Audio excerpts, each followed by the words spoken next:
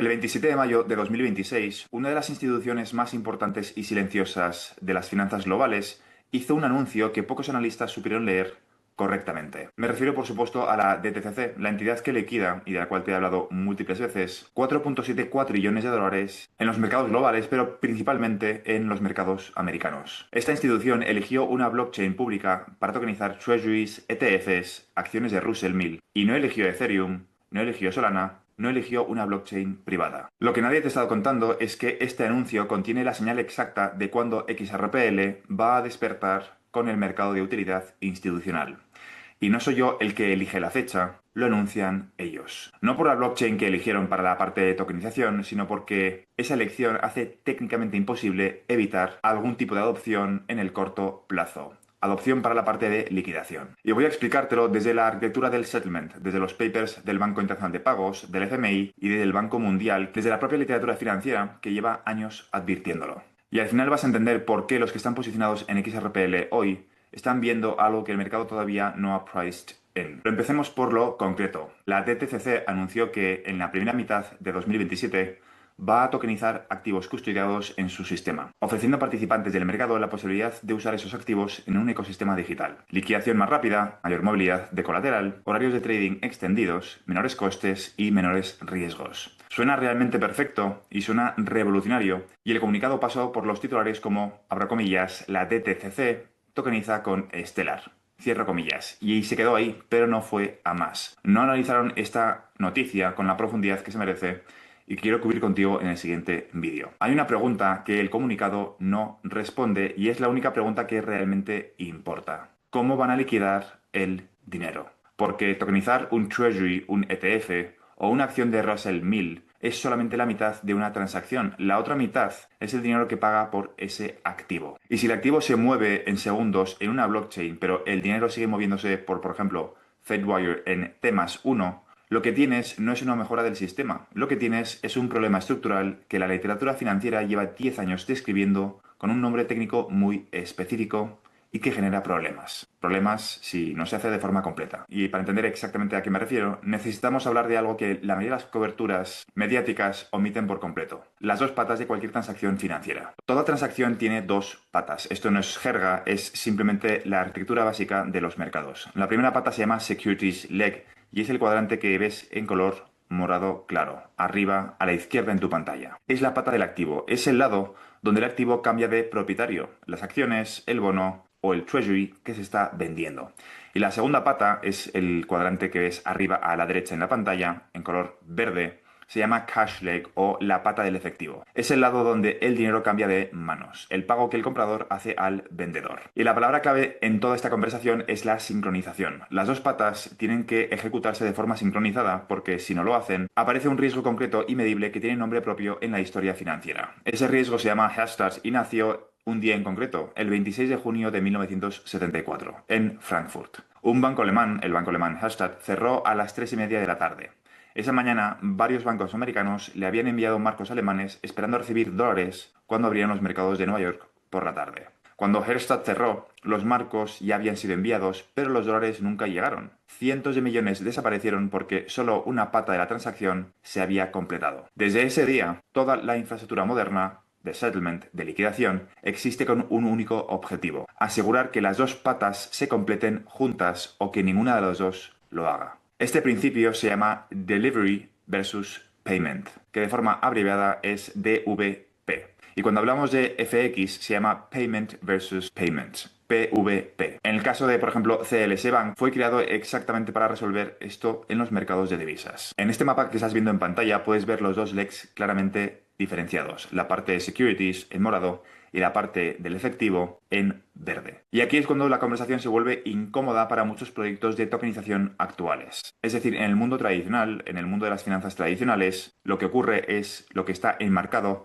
en el cuadrante intermedio, el marrón clarito. La opción A, Legacy World, donde todo ocurre en T+1 y ocurre off-chain. Pero ocurre, aunque sea off-chain, ocurre en periodos de tiempo muy similares. Pero de nuevo, la pregunta es, ¿qué ocurre cuando solo se tokeniza uno de ellos? Aquí es donde la conversación se vuelve incómoda para muchos proyectos de tokenización actuales, porque hay un concepto que circula en debates académicos y de prensa especializada con un nombre muy elocuente. Algunos lo llaman Tokenization Theater, es decir, teatro de tokenización, y otros lo llaman Digital Wrapper Problem. ¿Qué significa esto básicamente? Significa que estás enviando o envolviendo un activo en una capa digital, pero la infraestructura que liquida el dinero sigue siendo exactamente la misma que antes. El activo se mueve en segundos, pero el dinero tarda T más 1, tarda más de un día en entregarse. El sistema en sí parece moderno, porque utilizas palabras modernas como tokenización, pero estructuralmente has empeorado las cosas y te voy a explicar por qué. Y aquí es donde viene el dato contraintuitivo que la literatura institucional explica muy bien.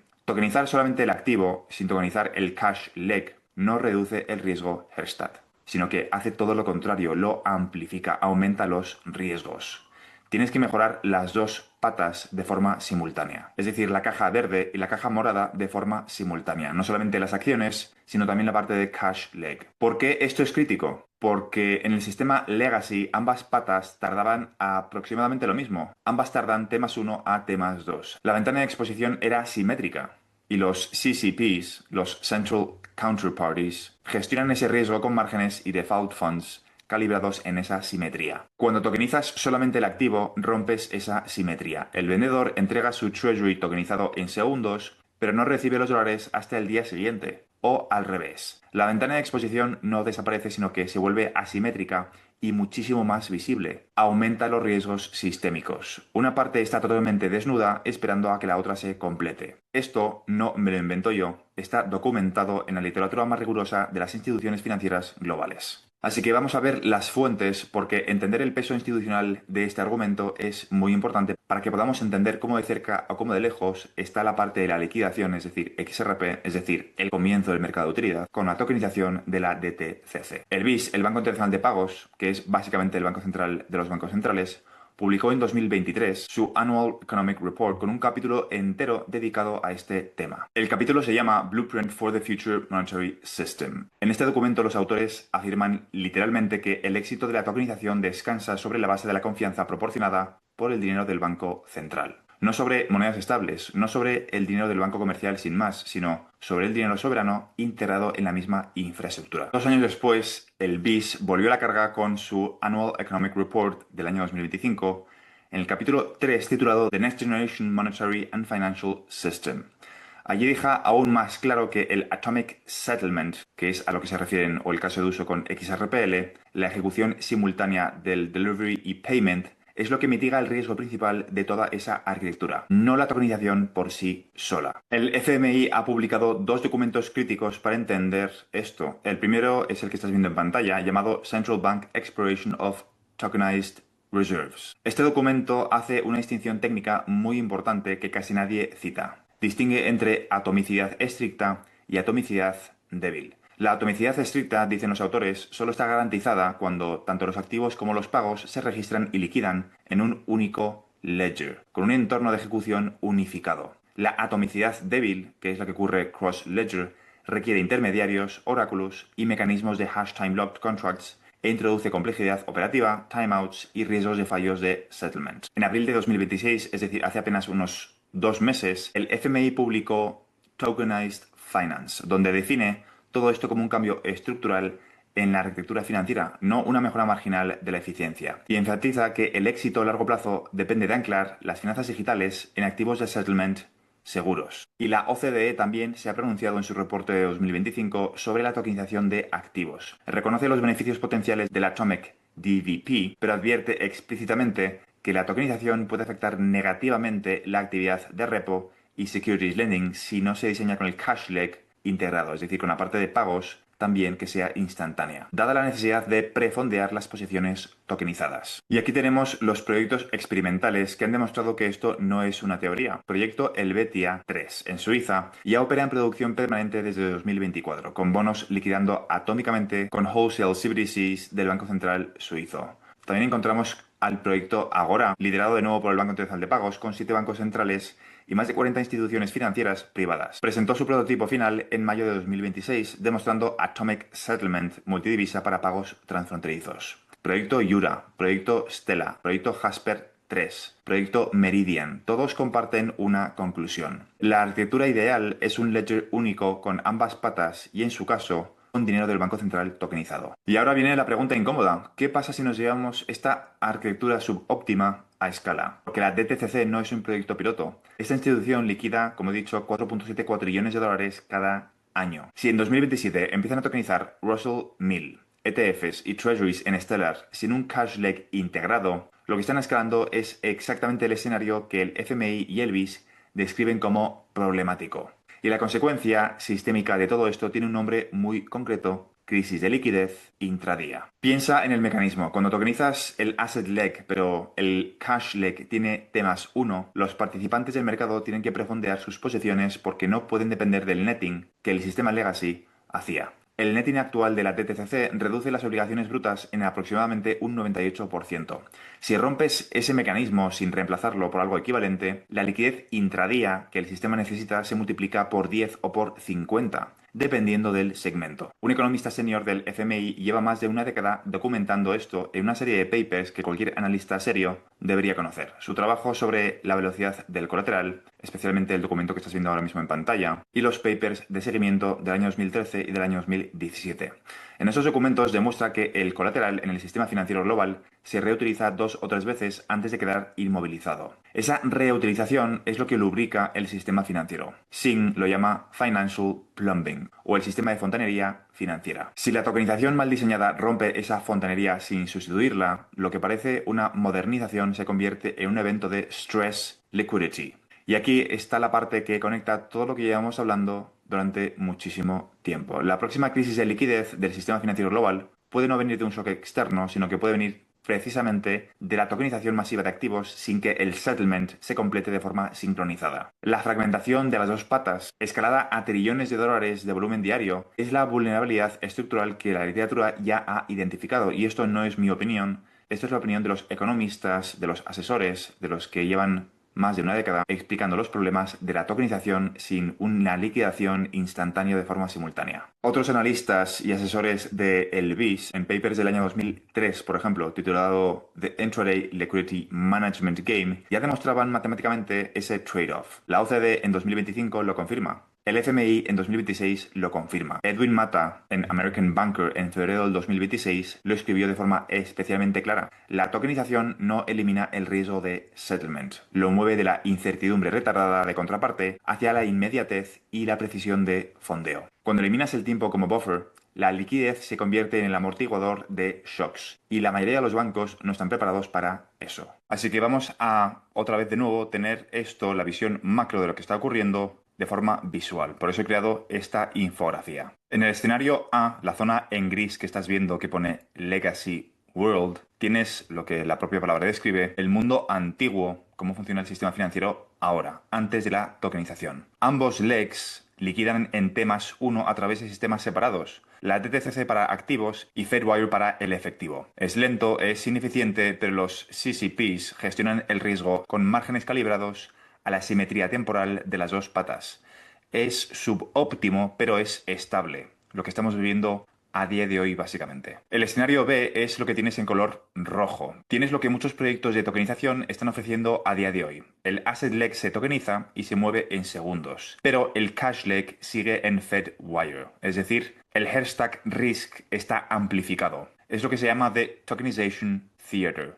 El teatro de la tokenización, que es lo que tenemos que intentar evitar por el bien de la estabilidad financiera, salvo que clarifiquen un cash leg integrado, lo cual no han comunicado por ahora. Este es el escenario que está anunciando la DTCC con Stellar durante los primeros meses.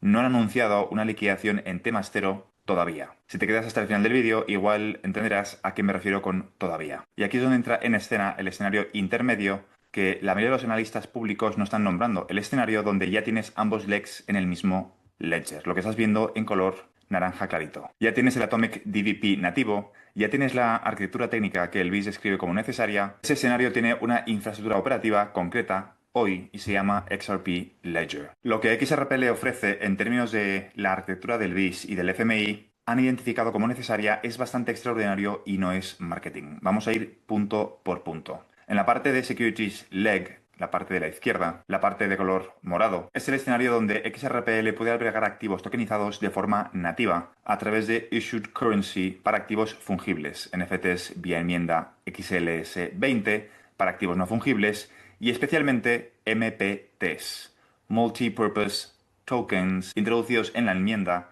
XLS33. Este último está específicamente diseñado para securities tokenizados con metadata enriquecida apta para uso institucional. Un bono, un treasury, una acción tokenizada puede vivir nativamente en XRPL.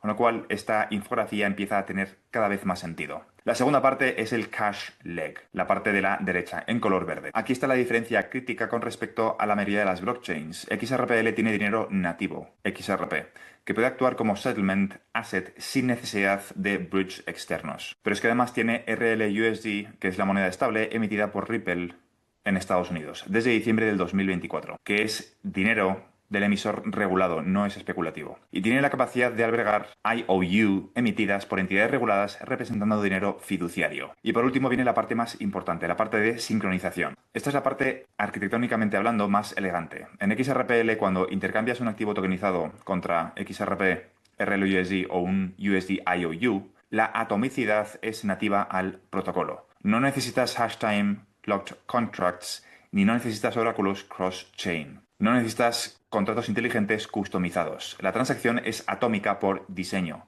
O ambas partes se ejecutan en el mismo ledger o ninguna se ejecuta. Eso es lo que precisamente el FMI describe en sus notas técnicas como atomicidad estricta. Y eso es lo que Beck y otros autores del BIS en sus reportes trimestrales del 2020 identifican como DVP en el sentido pleno. Lo que te he explicado al principio de este vídeo de Delivery versus Payment. Y es que eso no es todo porque XRPL ha estado desarrollando funcionalidades específicamente diseñadas para el mundo institucional regulado. Lo he cubierto en vídeos anteriores y no me voy a repetir.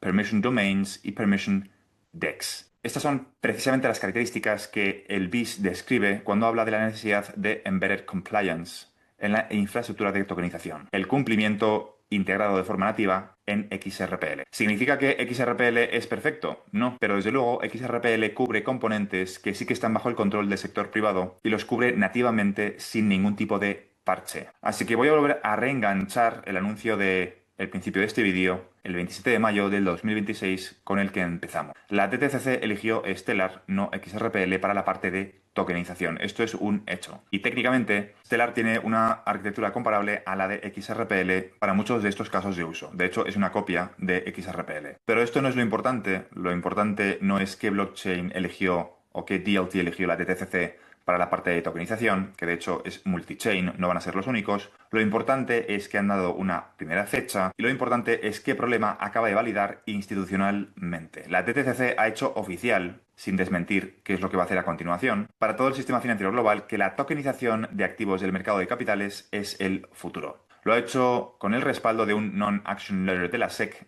de diciembre del 2025 y lo ha hecho con el peso de 50 años de credibilidad operando como infraestructura post-trade. Y al hacerlo, sin darse cuenta, ha abierto una caja que ya no se puede cerrar. No lo ha hecho sin darse cuenta, lo ha hecho a propósito y de forma diseñada. Porque cada vez que tokenizas a escala sin Atomic Settlement, es decir, sin utilizar activos como XRPL, una de las dos cosas va a pasar. La primera opción es que el sistema se estresa. Aparecen dislocaciones de liquidez intradía. Algún CCP entra en estrés operacional y la SEC y la Fed se ven forzados a reaccionar. La respuesta racional es acelerar la transición hacia la infraestructura donde el Atomic Settlement no sea opcional, sino que sea estructural. Y la opción 2 es lo que estás viendo en pantalla. Es decir, la opción 1 es que se produce la tokenización en el primer trimestre de 2027 y no se produce la liquidación en T+0. Eso, según los propios reguladores, va a provocar muchísimo estrés en el sistema financiero. Han avisado de eso y te he enseñado todos los documentos en los cuales hacen mención, no todos, pero gran parte de ellos, desde el punto de vista del FMI y del Banco Internacional de Pagos, además de otras instituciones que no he cubierto en este vídeo. Pero es que la segunda opción es la que estás viendo en pantalla.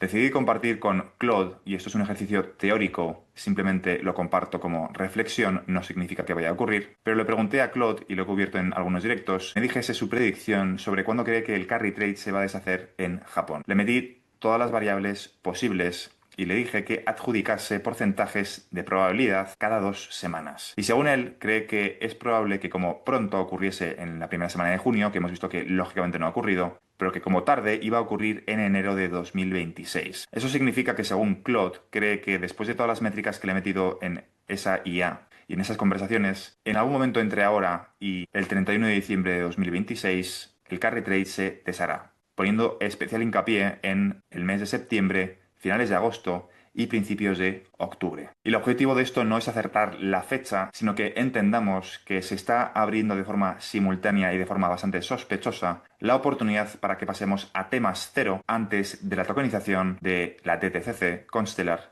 en el primer trimestre del 2027. Veremos qué ruta escogen los reguladores, porque de forma contraintuitiva, la crisis de liquidez de la cual he hablado muchísimas veces puede que venga antes de la tokenización del Q1 del 2027 o puede que venga precisamente por la tokenización anunciada por la DTCC y Stellar en 2027, de forma posterior. ¿Qué acabará ocurriendo? La realidad es que no lo sabemos. No sé cuál es el orden de acontecimientos, pero desde luego el timing es, repito, muy sospechoso. Hormuz, desde que hablé del cierre el 28 de febrero, sigue cerrado. La pelota de nieve cada vez se está haciendo más grande y tarde o temprano esa pelota de nieve va a llegar a los mercados. Va a llegar la inflación a Japón y se van a ver forzados a modificar los tipos de interés. Y sería la excusa perfecta, o el timing desde luego, creo que no es casualidad, para pasar primero gran parte del sistema financiero a T+0 y posteriormente tokenizar para que precisamente no ocurra lo que los reguladores han cubierto y descrito al principio de este vídeo. El teatro de la tokenización. No quedan demasiados trimestres, creo que ahora ya podemos hablar abiertamente de fechas, no porque yo lo diga, sino porque lo dice la propia DTCC.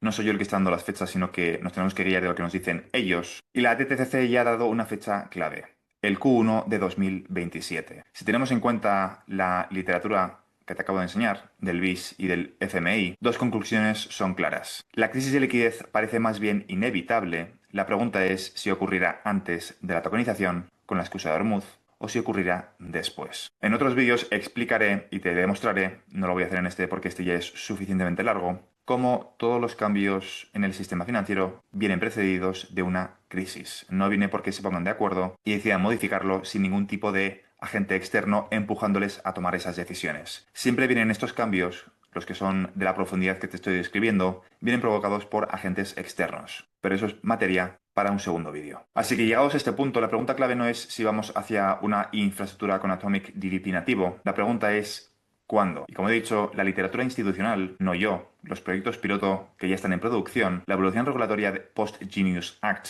y ahora el movimiento de la DTCC, todos apuntan a la misma ventana temporal. Los próximos 12 y como mucho 24 meses. No soy yo el que está dando las fechas, es la propia DTCC. Y quiero cerrar el vídeo de hoy con una frase de un asesor económico de el BIS, de su discurso de la Asamblea General Anual del 2023. Shin dijo que los contratos inteligentes y la composabilidad permiten el atomic settlement, el intercambio instantáneo de dos activos, de modo que la transferencia de cada uno ocurre solo cuando ocurre la del otro lado. No hay ninguna arquitectura financiera moderna sin esa simultaneidad. Y no hay simultaneidad genuina sin que ambos legs vivan en la misma infraestructura. XRPL no es una apuesta especulativa sobre el futuro. Es una respuesta técnica al problema que el BIS, el FMI y la OCDE, además de otros bancos centrales del mundo, llevan años articulando. La pregunta no es si esa respuesta será necesaria, la pregunta es ¿cuánto tiempo más el mercado va a tratar como ruido lo que la literatura institucional ya califica como infraestructura crítica? La TTCC abrió la puerta el 27 de mayo